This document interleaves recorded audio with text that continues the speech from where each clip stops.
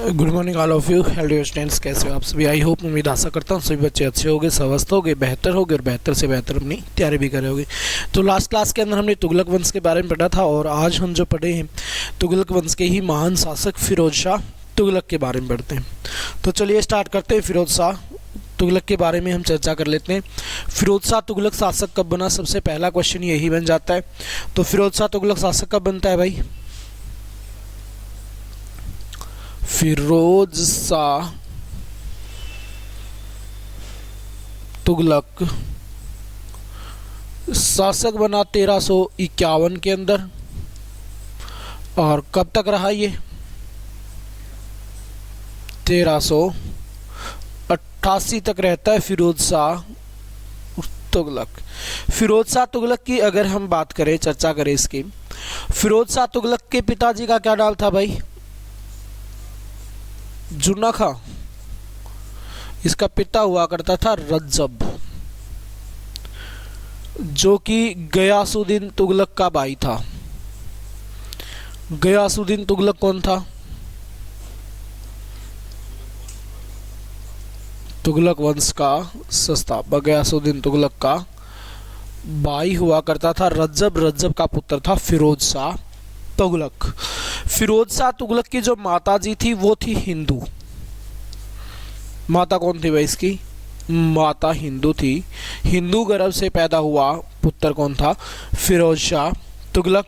फिरोज शाह तुगलक के बचपन का नाम क्या था भाई? ये क्वेश्चन आपसे पूछ लिया जाए तो बचपन का नाम क्या होगा इसका? बचपन का नाम होगा कमालुद्दीन फिरो।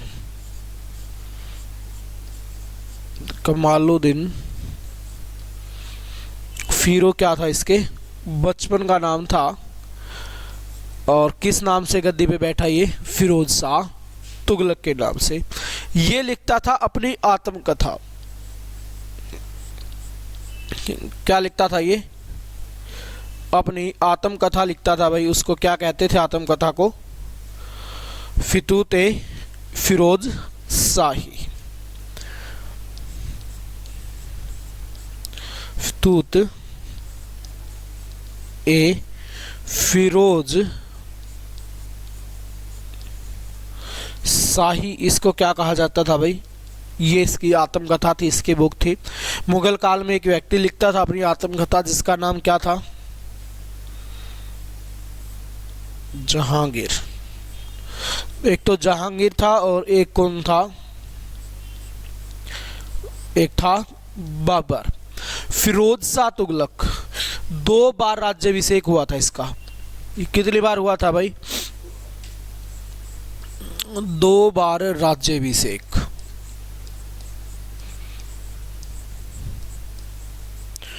दो बार राज्याभिषेक। पहला ठट्टा अभियान के दौरान, जब जुन्ना खां या फिर मोहम्मद बिन तुगलक की मृत्यु हुई। और दूसरा कहाँ पे? वहां से जब ये लौट के दिल्ली के अंदर आया था, उस टाइम पे भी क्या हुआ था भाई? इसका राज्याभिषेक हुआ था।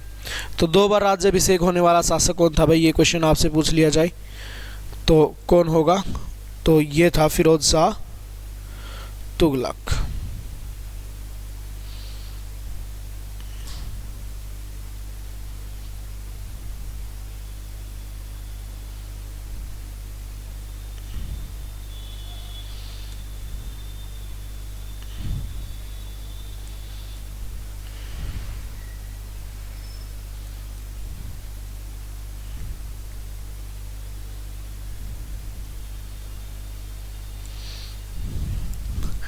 तो 2 बार इसका राज्याभिषेक हुआ भाई। कहाँ पे? पहली बार ठट्टा में और दूसरी बार कहाँ पे हुआ था? दिल्ली के अंदर इसका राज्याभिषेक हुआ था। उसके बाद हम बात करें भाई, हिंदू पुत्र था। अब इसलिए मुसलमानों को ये लगता था कि ये बंदा किसका ज़्यादा नेतृत्व करेगा, किसके पक्ष लेगा? मुसलमान उसका हिंदुओं का पक्ष लेगा, मुसलमानों का नहीं लेगा। तो इसलिए इसने अपने प्रशासन में किसकी मांगना स्टार्ट कर दिया भाई? उलेमा वर्ग की। उलेमा वर्ग की मानना स्टार्ट कर दिया भाई। इनकी मानकर क्या करता है? ये शासन चलाना शुरू करता है, ताकि क्या किया जाए भाई? मुसलमान वर्ग को क्या रखा जाए? खुश रखा जाए। उनको ऐसा ना लगे कि ये हिंदुओं का पक्ष ले रहा है। उसके बाद हम बात करें, फिरोज शाह तुगलक को कहा जाता है सल्तनत काल का अकबर सल्तनत काल का अकबर इसको कहा जाता है भाई। ये क्वेश्चन भी इम्पोर्टेंट बन जाता है, सल्तनत काल का अकबर किसको कहा जाता है, तो ये कहा जाता है अकबर को। और सल्तनत काल का जय सिंह भी इसको कहा जाता है भाई। सल्तनत काल का अकबर और सल्तनत काल का जय सिंह कहा जाता है किसको, फिरोज शाह तुगलक को। हाँ जी जनाब, इतनी लेट कैसे आए हो भाई, क्या आ गई? हर रोज एक नया बहाना करके लेके आता है, तैयार ही रखता है, पहले ही सोच लेता है क्या? तो कभी बस लेट हो जाती है, कभी ड्राइवर धीरे धीरे चलाता है, कभी फ्लाइंग आ जाती है, तो आप नहीं फंसे फिर? क्यों? अच्छा, टिकट ले रखे थे आपने। सल्तनत काल का अकबर या फिर इसको क्या कहा जाता है भाई, सल्तनत काल का जय सिंह कहा जाता है फिरोज शाह तुगलक को। उसके बाद हम बात करें भाई, जो फिरोज शाह तुगलक था बड़ा अच्छा इंसान हुआ करता था, इतना अच्छा कि कभी किसी को परेशानी नहीं करता था। इसने क्या किया भाई, अपने नाम के सिक्के जारी किए। क्या किए? अपने नाम के सिक्के जारी किए भाई।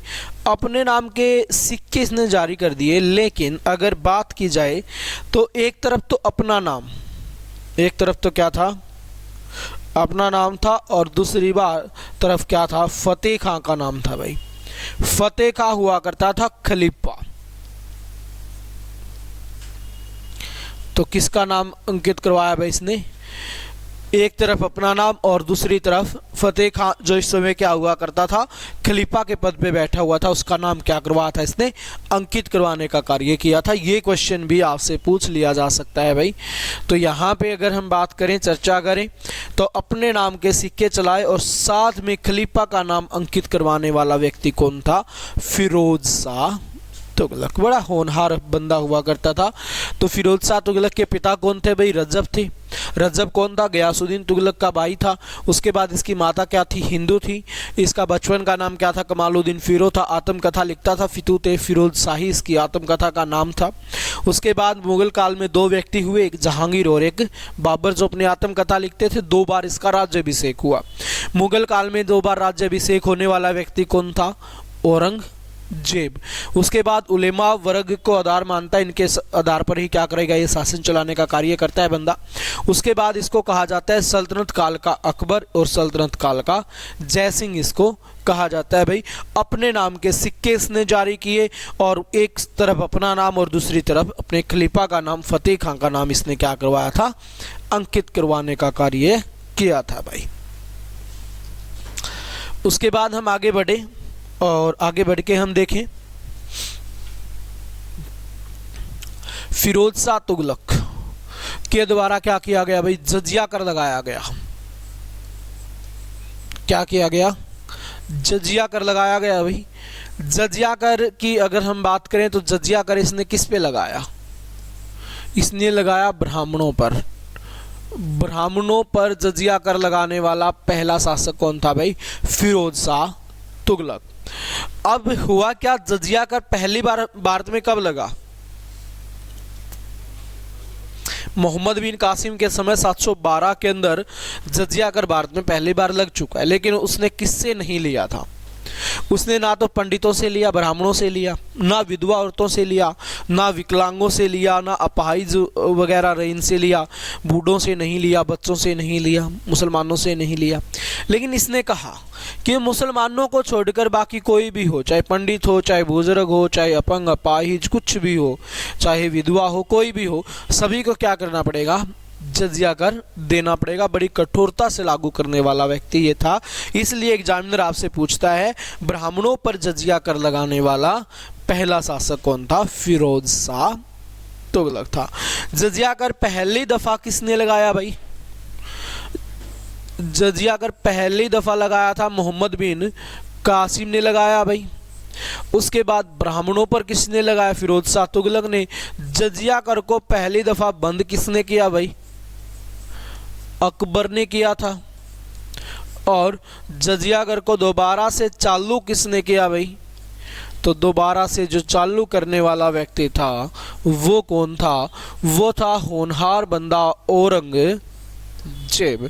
तो अकबर और औरंगजेब, अकबर ने बंद कर दिया और औरंगजेब ने क्या कर दिया था? इसको शुरू करने का कार्य किया था। किसको भाई? जजिया कर को। उसके बाद इस बंदे ने क्या किया भाई? ज़कात कर को भी कठोरता से वसूला। ज़कात कर किससे लिया जाता है भाई? ज़कात कर लिया जाता है मुसलमानों से।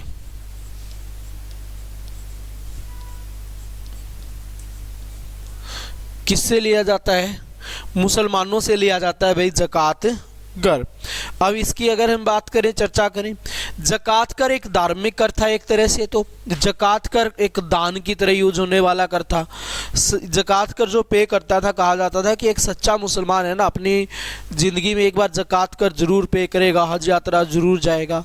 लेकिन ज़कात कर जो पे करेगा ना, वो इस तरीके से पे करता था कि अगर राइट हैंड से दिया तो लेफ्ट हैंड को भी नहीं पता होगा कि दिया कितना। बिल्कुल गुप्त दान होता था। लेकिन इसने कहा कि भाई गुप्त वुप्त छोड़ो, फिक्स कर दिया ये कर, तो आपको क्या करना पड़ेगा? देना ही देना पड़ेगा। फिक्स कर दिया, सारे के सारे क्या करेंगे? ज़कात कर पे करेंगे भाई। उसके बाद एक कर इसने लगाया खुम्स कर। खुम्स कर किससे लिया जाता था भाई? खुम्स कर तो ये लिया जाता था भाई, भूमि पर लिया जाने वाला कर हुआ करता था भाई। एक हुआ करता था खैराज कर। ये किससे लिया जाता था भाई? ये लूट के सामान पर, युद्ध वगैरह में लूट के ले आए, चोर डाकू लुटेरे लेके आए। हफ्ता फिक्स होता था पुलिस वालों की तरह, भाई देख इतना दे जाना और ठीक है अपना काम करता रहना। तो इनका क्या कर दिया भाई? खैराज कर। उसके बाद हक ए सर्ब।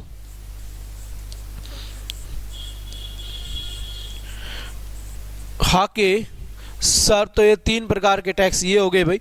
हक ए सर्ब किस पे लिया जाता है भाई? सिंचाई पर लिया जाने वाला कर कौन सा था आपका? हक ए सर्ब हुआ करता था भाई।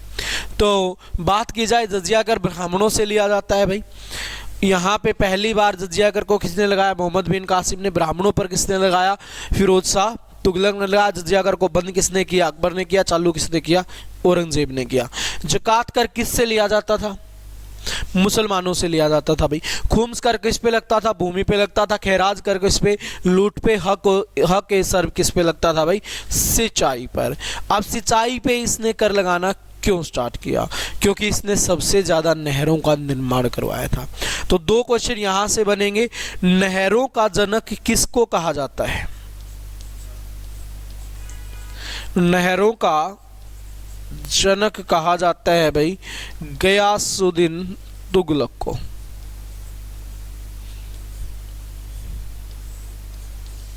गयासुद्दीन तुगलक को कहा जाता है भाई नहरों का जनक। उसके बाद नहरों का गोल्डन टाइम पीरियड किसके काल को कहा जाता है?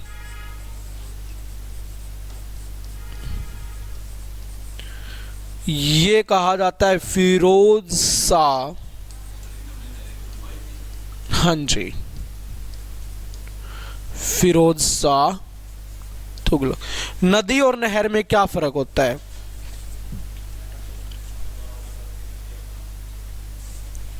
नहर होती है जो वो आर्टिफिशियल होती है और नदी क्या होती है? नेचुरल होती है। नदी को कोई रोक नहीं सकता, नदी अपने रास्ता खुद बनाते हुए आगे बढ़ती है। और नहरों की हम क्या करते हैं? खुदाई करवाते हैं। जैसे हिसार के अंदर जो नहर बह रही है उसका निर्माण भी किसने करवाया था?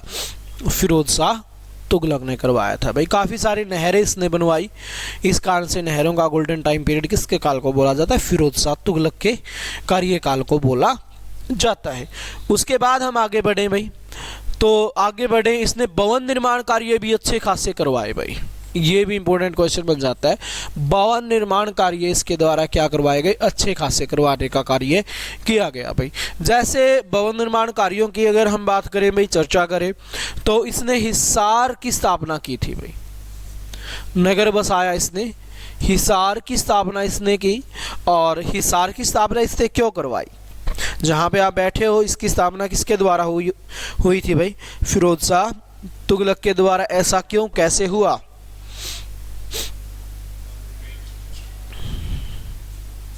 किसके लिए? कौन थी गुजरी? प्रेमिका थी, भेड़ चराया करती। आपने देखा था? क्यों, कहाँ गए हुए थे आप लोग?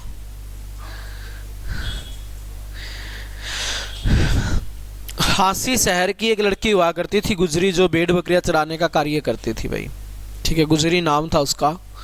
यह रोज छुप छुप के उसको देखता था पेड़ के पीछे से। एक दिन दोनों की मुलाकातें हुई, बातें होनी शुरू हुई।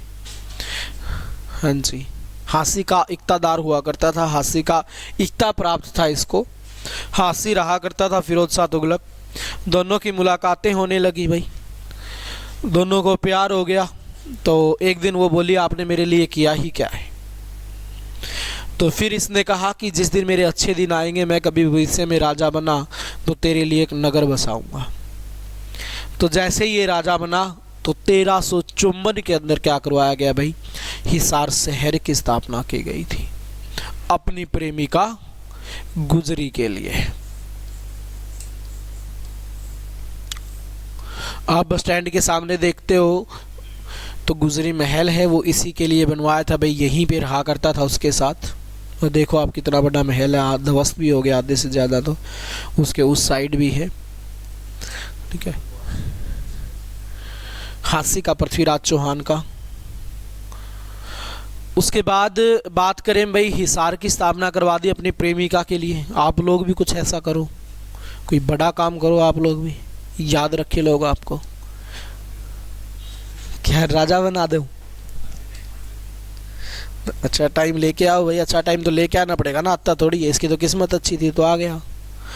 तो उसके बाद भाई इसने और निर्माण कार्य किसका करवाया? फतेहाबाद का आपने नाम सुना होगा, फतेहाबाद। इसकी एक औलाद हुआ करती थी, पुत्र हुआ करता था फतेह खां। हालांकि इनका पता नहीं कहाँ गए ससुरे, कोई इतिहास में इनका नाम नहीं आगे पीछे। फतेह खां हुआ करता था, इसका निर्माण करवाया भाई। उसके बाद जौनपुर, जौनपुर का निर्माण इसने करवाया भाई। यूपी के अंदर पड़ता है जौनपुर। जौनपुर किसकी याद में बसाया गया? जुन्ना खां की याद में बसाया गया भाई। जुन्ना खां कौन था? गयासुद्दीन तुगलक का पुत्र था, इसका चचेरा भाई हुआ करता था।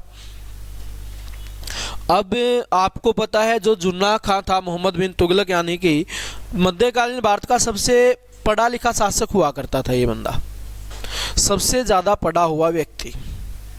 अब इस मोहम्मद बिन तुगलक की अगर हम बात करें, इसकी अगर हम चर्चा करें बेचारे की, तो सबसे पढ़ा लिखा व्यक्ति था। तो इसके लिए जो निर्माण कार्य होगा वो किससे संबंधित होगा? पढ़ाई से ही होगा। तो इसके लिए क्या करवाया गया भाई? जौनपुर की स्थापना करवाई गई, जिसमें शिक्षा देनी स्टार्ट की गई। मध्यकालीन भारत का शिक्षा का सबसे बड़ा केंद्र, शिक्षा का सबसे बड़ा केंद्र भाई, सबसे बड़ा केंद्र कौन सा था भाई? ये था आपका जौनपुर। आपसे 2-3 क्वेश्चन यहां से पूछ लिए जाए। प्राचीन भारत का शिक्षा का सबसे बड़ा केंद्र कौन सा था? तक्षशिला हुआ करता था। दूसरा, एक तक्षशिला और एक नालंदा।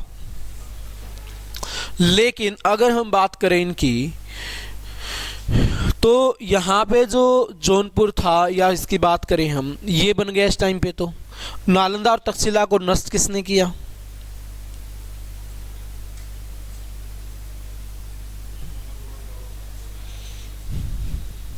मोहम्मद गौरी का सेनापति नाम क्या था? फिर ऑप्शन देते तो सारी बता देंगे। जलालुद्दीन खिलजी, मोहम्मद खिलजी, फिरोज खिलजी, बख्तियार खिलजी।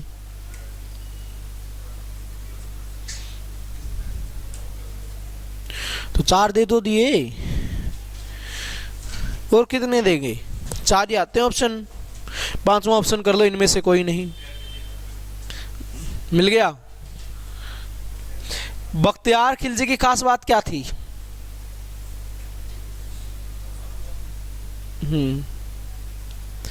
थी कोई खास बात? नहीं पता? हद कर दिया यार आप लोगों ने, तो बिल्कुल ही गलत बात आप लोगों की तो ये।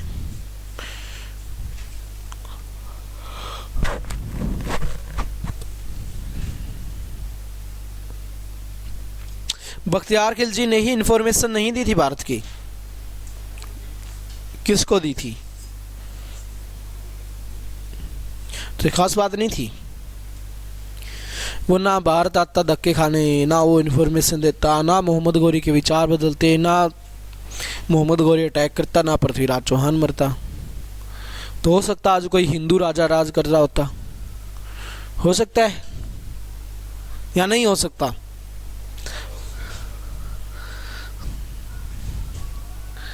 क्यों, अब तो बहुत कुछ हो सकता है आप लोग करो तो। जुन्ना खां भाई, और जो जौनपुर है इसको बोला जाता है हिंद ए सिराज। क्या बोला जाता है? हिंद ए सिराज। हिंद ए सिराज। शिक्षा का सबसे बड़ा केंद्र किसको कहा गया भाई? जौनपुर को कहा गया। हिंद ए सिराज का मतलब क्या है? शिक्षा का केंद्र। उसके बाद और क्या कराया भाई? फिरोजपुर इसने बसा दिया भाई। और क्या किया इसने? फिरोजाबाद, दो ये नगर हो गए भाई। उसके बाद इसने सिक्के चलाए भाई, अद और बिख नामक सिक्के पंजाब के अंदर। अद और बिख नामक सिक्के इसने जारी किए भाई। नामक सिक्के जारी करने वाला दिल्ली सल्तनत का शासक कौन है भाई? यह है आपका फिरोज शाह तुगलक। फिरोज शाह तुगलक की ही अगर हम बात करें, इस बेचारे की हम चर्चा करें, इसने और क्या कार्य किए भाई? जैसे इसने मंदिरों पर अटैक किया। कहां पर? मंदिरों पर अटैक इसने किया भाई। मंदिरों पर इसने अटैक कर दिया बंदे ने। मंदिरों पे अटैक करके लगभग 1300 संस्कृत के ग्रंथ चुरा लिए। क्या किए भाई? 1300 संस्कृत के ग्रंथ इसने उठा लिए। अब 1300 संस्कृत के ग्रंथों की बात की जाए तो इसने चुरा लिए कहाँ से? ये चुरा लिए थे मंदिरों से, उठा लिए थे। मूर्तियों को तोड़ दिया, मंदिरों को तोड़ा, वहाँ जहाँ जाता और ग्रंथ उठा लाता। इनका क्या करवाया भाई? फारसी में अनुवाद करवाया। दलाइल फिरोज शाही के नाम से। किस नाम से भाई? दलाइल फिरोज शाही के नाम से इसने क्या करवाया भाई? यहाँ पे इसका निर्माण कार्य करवाया था। किसका भाई? इनका जो फारसी में अनुवाद करवाया। उसके बाद हम आगे बढ़े भाई। और क्या किया इस बंदे ने? मैरिज ब्यूरो बड़ा याद रख रखा है।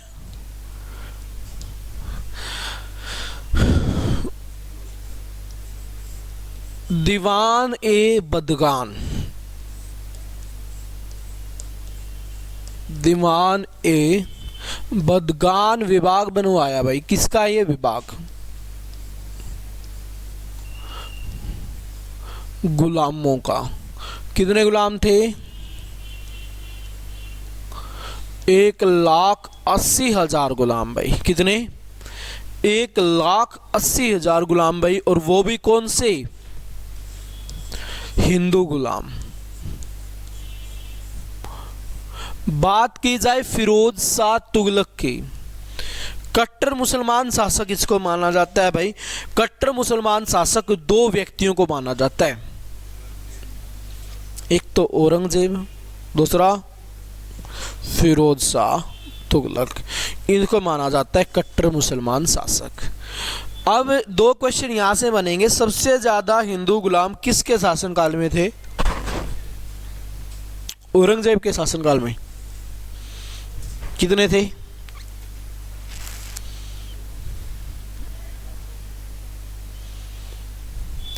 सबसे ज्यादा हिंदू गुलाम थे फिरोज शाह तुगलक के शासनकाल में। 1,80,000, थोड़े नहीं होते, थोड़े 1,80,000। सबसे ज्यादा हिंदू किसके दरबार में विराजमान थे? औरंगजेब के दरबार में। कट्टर मुसलमान शासकों की संज्ञा दी गई 2 व्यक्तियों को, फिरोज शाह तुगलक को, औरंगजेब को। इसके शासनकाल में गुलाम और उसके शासनकाल में दरबार में बैठे हुए थे और ऊंचे पदों पे बैठे हुए थे। ऐसे नहीं कि कहीं पे भी बैठे हों, ऊंचे पदों पे वो बैठे हुए थे। उसके बाद हम बात करें, चर्चा करें, आगे बढ़ाएं। इसने और क्या कार्य किया भाई? रोजगार मेले, रोजगार मेला या फिर रोजगार कार्यालय इसने ओपन करवाई भाई। जिसको रोजगार चाहिए अपनी योग्यता, अपना रिज्यूम लेके आओ भाई, यहाँ पे जमा करवा दो। योग्यता के अनुसार क्या कर दिया जाएगा, आपको काम दे दिया जाएगा भाई। तो रोजगार कार्यालय किसने ओपन करवाए थे? ये ओपन करवाए थे फिरोज शाह तुगलक ने। उसके बाद आगे बढ़े, और आगे बढ़ने के बाद इसके और क्या किया इसने भाई? इसने बनवाए मैरिज ब्यूरो। क्या करवाया इसने? Marriage bureau. मैरिज ब्यूरो कहाँ पे ओपन करवाए भाई इसने? क्या थे मैरिज ब्यूरो? ब्याह करवाने खातर मैरिज ब्यूरो इसने खुलवा दिए भाई। हाँ जी, ब्रोकर का भी काम करता था भाई। कहता जिसकी शादी वादी नहीं होती हमारे पास आओ, अपनी रिज्यूम दे के जाओ, क्या क्या क्वालिफिकेशन है, कैसी लड़की चाहिए आपको, क्या क्या डिमांड है आपको, कौन सी गाड़ी चाहिए, कौन सा घोड़ा हाथी चाहिए आप लोगों को, तो हमें बता के जाओ, तो हम आपको लड़की देंगे, शादी करवाएंगे आपकी, बदले में हमें क्या दोगे? क्या? तो तभी तो खोल रखे थे। 2 इंसान हुआ करते थे, शादी करवाते थे, या तो ये फिरोज शाह तुगलक या सिरसा वाला महाराज। ऊपर वाले की कृपया से आज दोनों ही नहीं है, तो अब क्या करोगे? अब तो एक ही ऑप्शन है, पढ़ लो, हो जाएगी, इनकी जरूरत नहीं पड़ेगी। तो मैरिज ब्यूरो इन्होंने ओपन करवा दिए भाई। रिश्ते ही रिश्ते, आपने देखे होंगे ना बहुत जगह, रिश्ते ही रिश्ते। आज तो मैरिज ब्यूरो बहुत जगह खुले हुए हैं, ठीक है। हालांकि क्या पता उनका बेचारों का खुद का हो नहीं रखा हो। तो मैरिज ब्यूरो यहाँ पे इसने ओपन करवा दिए भाई। ये रिश्ते करवाने का काम करता था, रिश्ते ही रिश्ते। उसके बाद इसने और क्या कार्य किए भाई? सिविल हॉस्पिटल इसने बनवा दिए भाई।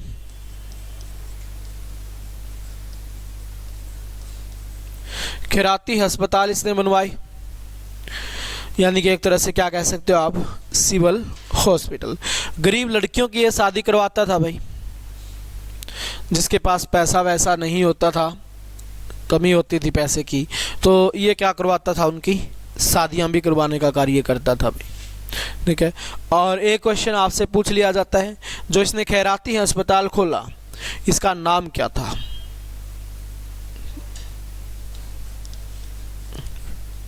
दारुल उल सफ़ा। ये क्या था भाई? इसका नाम हुआ करता था दारुल उल सफ़ा के नाम से हम जानते थे कि इसको, इस खैराती अस्पताल को। क्लियर? तो ये कार्य इस बेचारे ने किए भाई। इतने सारे अच्छे अच्छे कार्य करता था। मेरठ और टोपरा सुना है नाम? क्या था मेरठ और टोपरा में?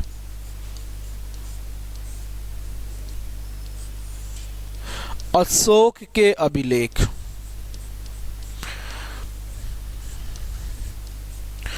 अशोक के अभिलेख भाई कड़े ले गया यू दिल्ली। क्या में ले गया?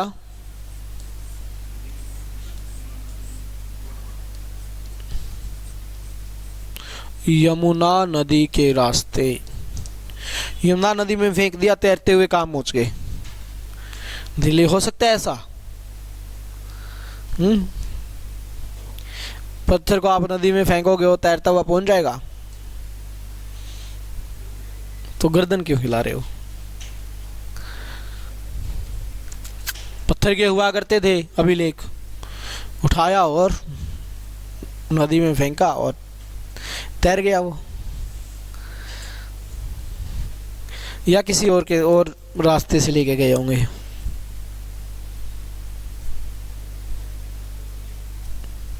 घोड़ा भी लेगी।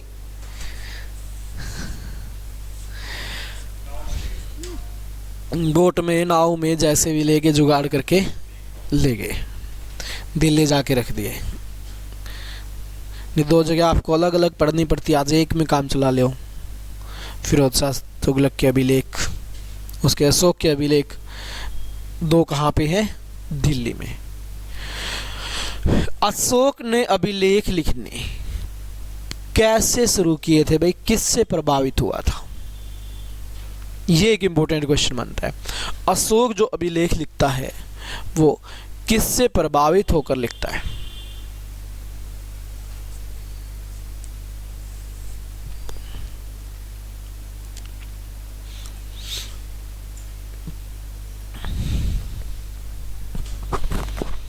है कुछ नहीं पता? हराम खोरो, पढ़ने का तो नाम ही नहीं लेते कभी। फिरोज शाह तुगलक से प्रभावित होकर, बताओ। बोगज कोई अभिलेख,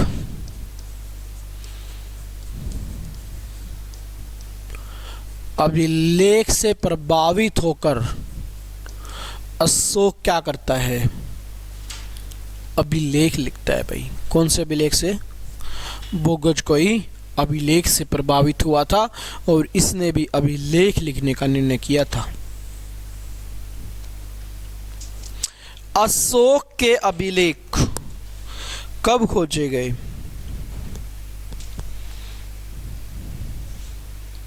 1750 में। अशोक के अभिलेख कब पढ़े गए?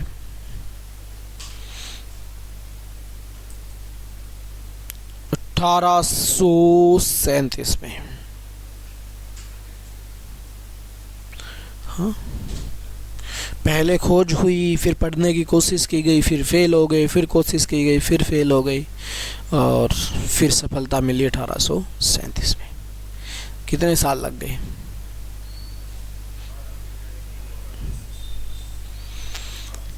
सिंधु घाटी सभ्यता में जो लिखा हुआ है वो आज तक भी नहीं पढ़ पाए। कितने साल हो गए? घने ही हो गए ना। नहीं, अब से ही पढ़ लिया भाई।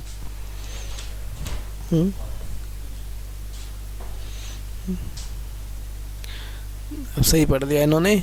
सिंधु घाटी सभ्यता की खोज कब हुई थी?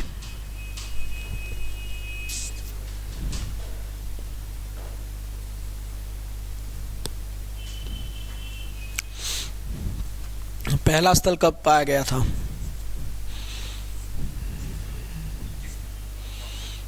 कौन सा 21? 2021 में, 1921 में। और पहली बार सिंधु घाटी सभ्यता के अवशेष कब मिले थे?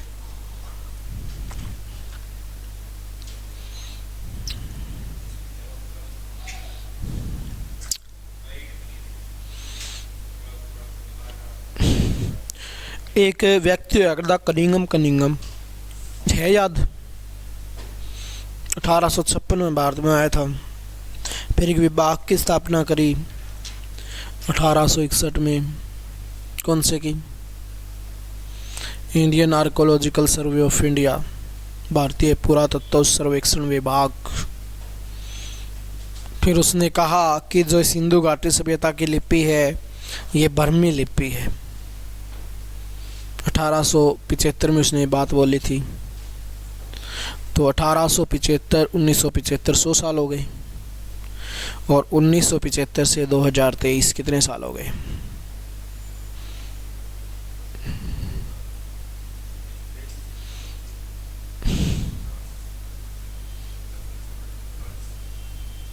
48 साल हो गए या 148?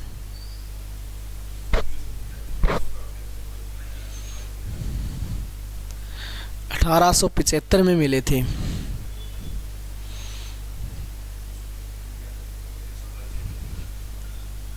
इतना कमजोर आप लोगों का मैथ। अंबे की करे, अंबे करे तो कौन सा स्ट्रोंग होए।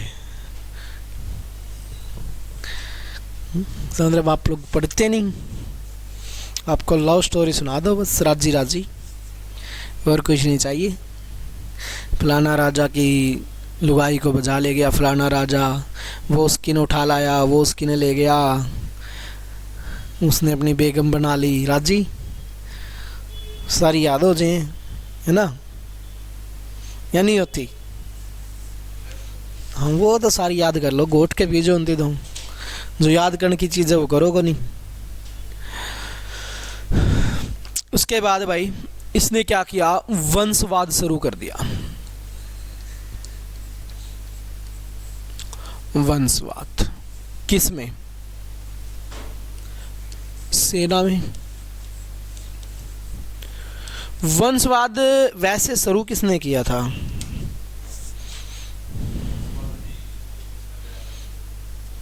इल्तुतमिश ने शुरू किया था। मतलब क्या था उसका, राजा का बेटा राजा होगा, ये बात उसने बोली थी। अब यहाँ पे क्या हुआ,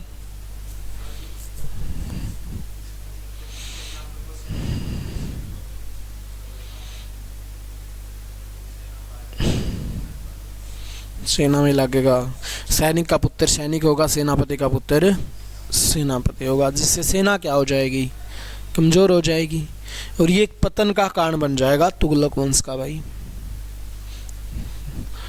तो वंशवाद सबसे पहले शुरू करने वाला व्यक्ति था इल्तुतमिश। इल्तुतमिश, इल्तुतमिश का दूसरा नाम क्या था,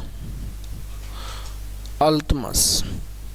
लेकिन इसने साम्राज्य में शुरू किया था कि राजा का पुत्र राजा, और इसने शुरू कर दिया सेना में।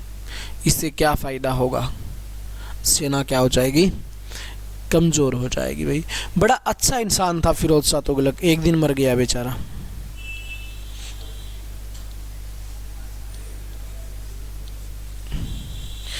तेरह 1388 में फिरोज शाह तुगलक मर गया। ठीक है, क्यों मरा, कैसे मरा, क्या कारण रहे इसके, है कुछ ध्यान में या नहीं है। बूढ़ा हो गया होगा, बूढ़ा होते ही मर जाता है इंसान, क्यों, हाँ तो कुछ तो हुआ होगा ना, नेचुरल डेथ हुई थी फिरोज शाह तुगलक की। अब फिरोज शाह तुगलक जैसे ही मरा भाई 1388 में, इनके घर हो गया झगड़ा। झगड़ा किस चीज़ का हुआ कि राजा कौन बनेगा, भाई भाई ने मारने लग गया, और लास्ट में बचा कौन, नसरुद्दीन मोहम्मद तुगलक। कब शासक बने भाइयों, कब, 1394 में, 1412, तो गणे ही थे भाई।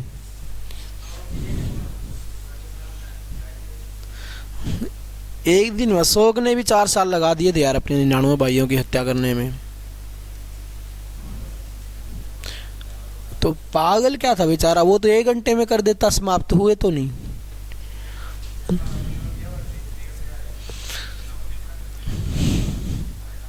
हाँ तो ये तो किए होंगे ना, तभी बात बनी होगी। अब अगले ने भी तो, बाकियों ने भी तो ये लालच दिए होंगे।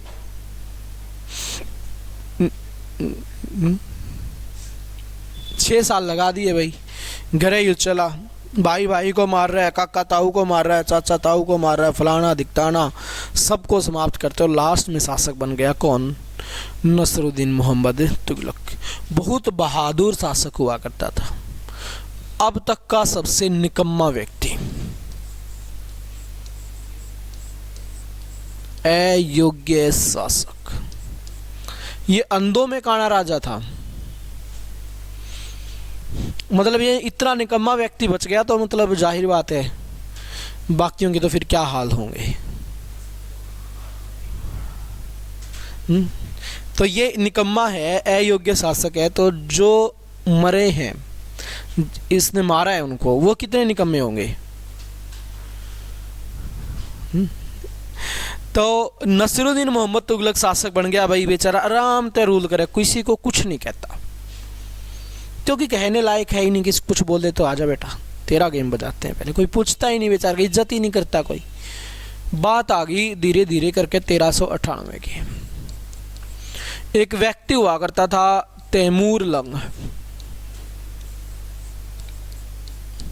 तैमूर लंग की अगर बात करा, इसने कर दिया अटैक। क्या कर दिया? अटैक कर दिया। कद? 1398 में। किस पर अटैक कर दिया भाई? नसरुद्दीन मोहम्मद तुगलक पर अटैक कर दिया, या दिल्ली पे अटैक किया। दिल्ली में बैठता है, दिल्ली पे अटैक कर दिया भाई। नसरुद्दीन मोहम्मद तुगलक ने बेरा पढ़ लिया भाई, आ लिया बंदा तलवार उठा के तेरे मारेगा। तो इसने क्या किया? भाज गया, महल में छिप गया जाके। तैमूर लंग को कोई रोकने वाला नहीं है, तो ये क्या करेगा? ये बचाएगा लूटपाट, जो भी इसको पसंद आता उठा लेता है, चाहे वो सामान हो, चाहे वो पैसा हो, चाहे वो लड़कियां हो, जो भी इसको अच्छी लगे, दिल को भाए, उसको ही उठा ले। कोई टोकने वाला है नहीं, टेंशन फ्री होके काम कर रहा है यहाँ पे अपना। उसके बाद इस तैमूर लंग की बात करें, वापिस जाने लग गया। तो वापिस जाने लगा तो दिल्ली का जो युवा था, उस युवा ने इस पे कर दिया अटैक। उन्होंने पत्थर बरसा दिए इस पे। उन पत्थरा में बेचारा की एक तो टांग टूट गई, एक फूट गई। तभी इसका नाम पड़ा था तैमूर लंग, लंगड़ा के चलता था फिर ये।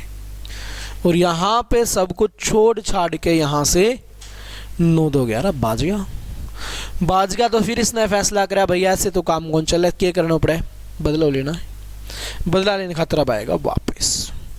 वापिस आया, आते ही घोषणा कर दी, चाहे 5 साल का बच्चा हो, चाहे 17 साल का बुजुर्ग हो, जो भी मिले उड़ा दो, किसी को मत छोड़ना, खत्म कर दो सबको। तो फैसला कर लिया जी। अब इसने फैसला कर लिया, तो अब क्या होगा? उड़ाओगा, किसी को नहीं बख्शेगा जी। आजा बेटा, सबका खेल खत्म करना है। अब सबका खेल खत्म करेगा जी। अब यहाँ पे बात करें भाई, तो अभियान चला दिया इसको। इसके अभियान को चला माना जाता है, नरसंहार के नाम से जाना जाता है। अभियान चला हुआ है। अभियान पे चलते चलते पहुंच गया जंगल में। जंगल में इसके साथ हो गया मंगल। अब जंगल में पहुंचा, जंगल में मर गया भूखा बेचारा, भूख लग गई। अब भूख लग गई तो खाना चाहिए भाई, कब तक फल फ्रूटों के सारे आदमी जिए। अभी आप लोगों का शौक हो गया कि फल फ्रूट खा के हम काम चला लेंगे। 2-4 दिन लगातार फल फ्रूट खिला दिए जाए, रोटी ना दें, तो फिर क्या होगा? कुछ नहीं चाहिए भाई, मेरे को शाही भोजन नहीं चाहिए, मेरे को तो दाल रोटी चाहिए सिर्फ। वो खिलाते हो तो खिला दो, नहीं है मेरे को कुछ नहीं खाना। ठीक है, तो चाहिए लास्ट में खाना ही खाना। तो अब खाना चाहिए बेचारे को, रोटी चाहिए भाई, कहाँ से आए? जंगल में इसकी माँ ने चूल्हा थोड़ी चढ़ा रखा है कि वो खिलाएगी। इधर उधर भटक रहा है भाई, बाहर जाने का रास्ता मिल नहीं रहा है, तो आगे बैठा। तो ये जंगल में एक झोपड़ी देखता है। उस झोपड़ी में एक दीवा जला हुआ था, तो इसने देखा कि यहाँ पे ज़रूर कोई ना कोई रहता हुआ, तो वहाँ पे गया। उस झोपड़ी में एक दादी जी रहा करती थी भाई। तो उसके पास जाके बोला, दादी जी मेरे को खाना चाहिए, मेरे को खाना खाना है, भूख लगी हुई है, बहुत दिन हो गए जंगल में भटकते हुए। तो दादी जी खाना खिलाएगी। क्यों?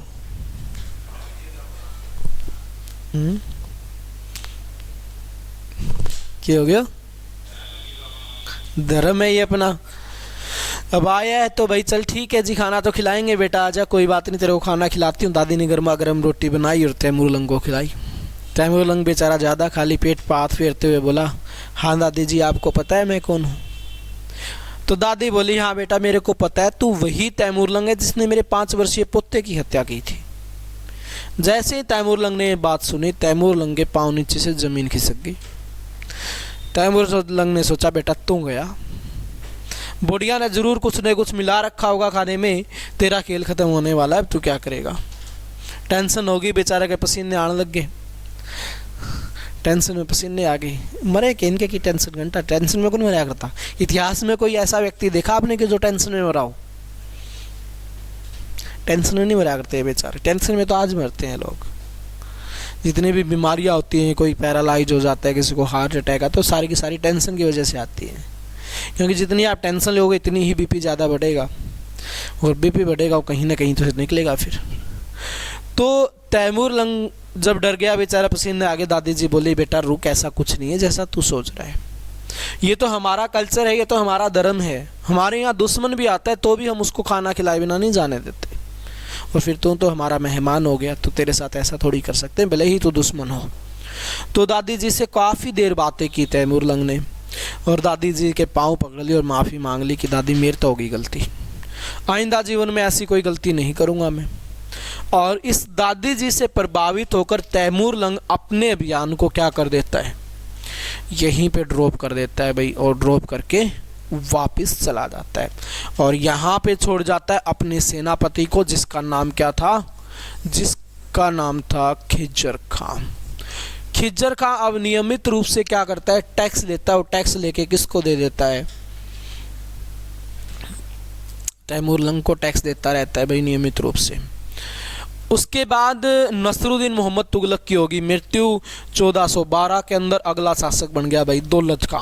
यूँ पता नहीं कहाँ से आया, यूँ किसका है, आगे पीछे कौन है इसका कुछ नहीं पता, किसकी औलाद है, किसका क्या सीन है पता ही नहीं है, बस ये शासक बन गया।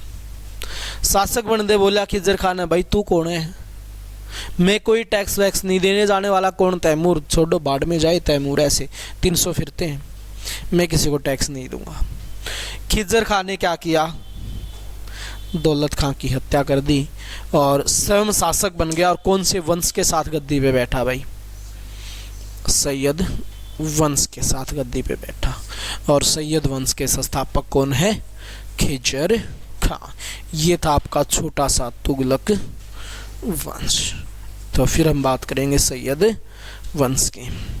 यहाँ तक कोई पूछना है, कोई श्रद्धा है आप लोगों की, कोई इच्छाएं हो बची हो, कोई दिल में कोई दुख दर्द हो, कोई तकलीफ हो, है आप लोगों को कोई दुख दर्द? तो फिर भी नहीं पढ़ते ही तो नहीं। चलो भाई, फिर कल पढ़ेंगे हम सैयद वंश के बारे में और लोधी वंश के बारे में।